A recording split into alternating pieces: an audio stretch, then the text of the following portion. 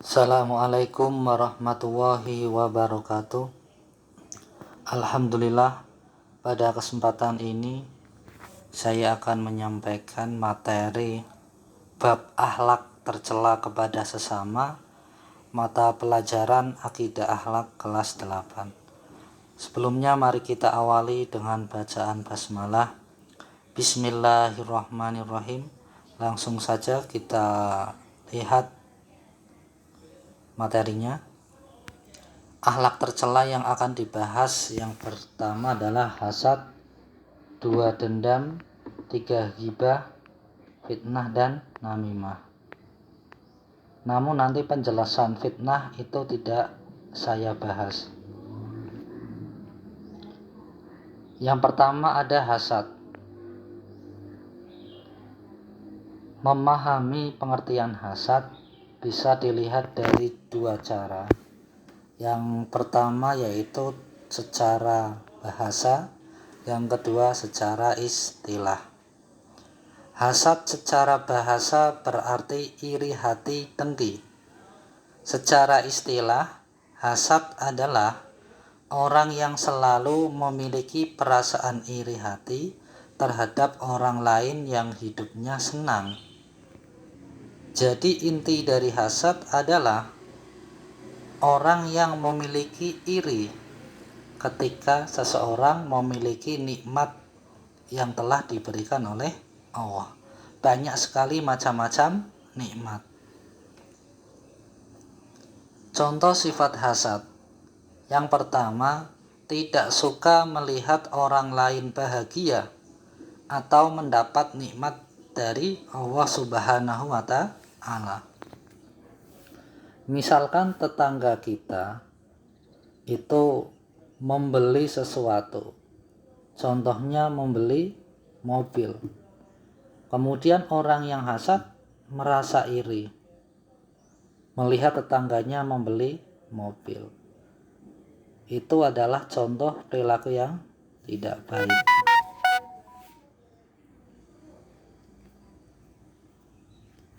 Yang kedua, tidak mensyukuri nikmat Allah. Seorang yang hasad tentunya sulit sekali dalam mensyukuri nikmat Allah. Yang kedua, dendam. Dendam berarti keinginan keras yang terkandung dalam hati untuk membalas kejahatan. Dendam adalah perasaan ingin membalas karena sakit hati yang timbul sebab permusuhan. Inti dari dendam adalah ada sebuah perasaan ingin membalas kejahatan dengan kejahatan yang lebih atau kejahatan dengan kejahatan. Contoh sifat dendam. Kejahatan yang dibalas dengan kejahatan, baik itu pembalasannya ringan atau lebih berat.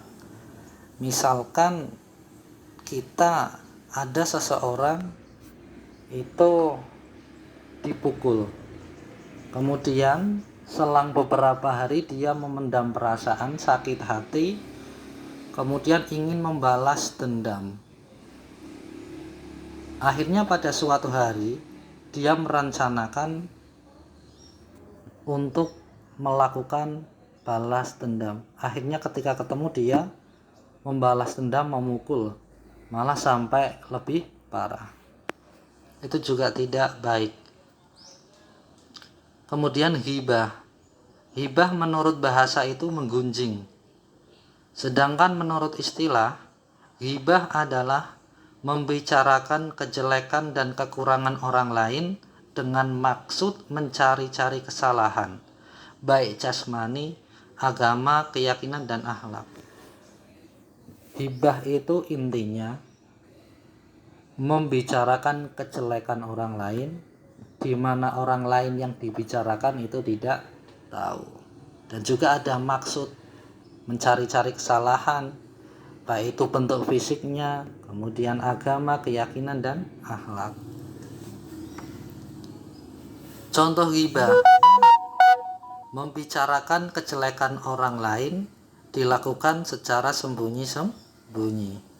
Jadi membicarakannya secara bersembunyi-sembunyi. Ghibah ini biasanya dilakukan oleh 2 orang, 3 orang, bahkan lebih. Selanjutnya namimah. Namimah artinya mengadu domba. Namimah adalah suatu perbuatan menceritakan aib seseorang dengan maksud mengadu domba. Kalau namimah itu hampir sama dengan ghibah.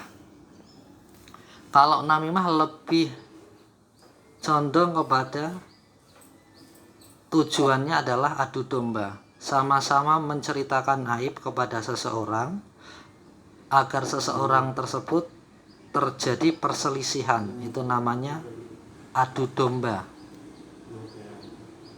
Contoh namimah: 1. Upaya ingin menimbulkan permusuhan antara orang satu dengan lainnya dengan cara mengadu domba.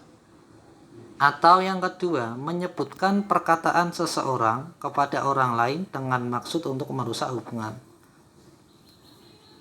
Maksudnya, seseorang itu mengatakan kepada orang lain yang mungkin kebenarannya belum tentu benar dengan tujuan itu merusak hubungan. Kemudian contoh akhlak tercela saat terjadi wabah COVID-19 atau COVID-19 virus corona. Ini saya bahas karena untuk pengetahuan kita, karena pada saat ini negara kita masih terjadi wabah virus corona, maka dibahas untuk pengetahuan kita semua. Yang pertama, tidak menerapkan social distancing, atau tidak menerapkan atau tidak menjaga jarak sosial, atau tidak membatasi aktivitas sosial. Contohnya, mengunjungi tempat-tempat keramaian, yang dimana tempat keramaian itu adalah salah satu bentuk aktivitas sosial. Kenapa yang dibatasi aktivitas sosial? Karena penyebaran virus terjadi karena interaksi sosial. Makanya pemerintah menghimbau untuk seluruh warganya mampu menerapkan social distancing. Yang kedua, keluar rumah untuk hal yang tidak penting itu juga akhlak tercela. Kalau keluar rumah untuk mencari nafkah, untuk bekerja, itu boleh, tetapi harus juga berhati-hati. Misalkan kalau keluar kita menggunakan masker, kemudian setelah pulang kerja langsung cuci tangan, bersihkan badan, ganti baju yang bersih. 3. Tidak menjaga kebersihan diri, itu juga akhlak tercela. Contoh menjaga kebersihan diri yang paling mudah adalah cuci tangan dengan teratur. Yang keempat, tidak menjaga kebersihan lingkungan. Dan yang kelima, tidak mematuhi instruksi pemerintah dan ulama. Mungkin itu saja yang dapat saya sampaikan. Kurang lebihnya mohon maaf. Semoga bermanfaat. Jangan lupa like and subscribe. Terima kasih. Wassalamualaikum warahmatullahi wabarakatuh.